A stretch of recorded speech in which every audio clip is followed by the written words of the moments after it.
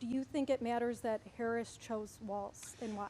I think it matters about what it says about her, right? And I think that when President Trump selected me, what he was saying is, I want somebody who's going to fight for workers. I want somebody who's going to push back against the Chinese efforts to build the American middle class on the tops of the, he's going to push back against the Chinese effort to build the Chinese middle class on the back of the American middle class. And I want somebody who's going to push back against this crazy border policy of Kamala Harris.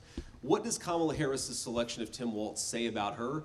Well, I think it says, one, she's leaning into the defund the police radicalism of the last few years.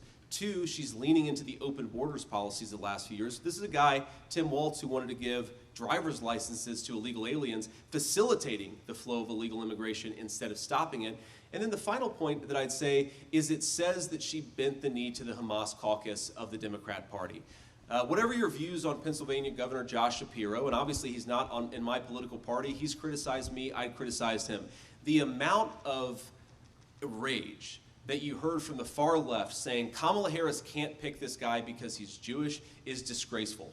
I want my kids to grow up in a country where they can be whatever they want to be, and people aren't attacking them for their ethnic heritage, and that's somehow considered acceptable. It's not just that they said it was acceptable. It's not just what these people said about Shapiro. It's the way that the Harris administration and the Harris campaign refused to push back against it. I think it's a real scandal.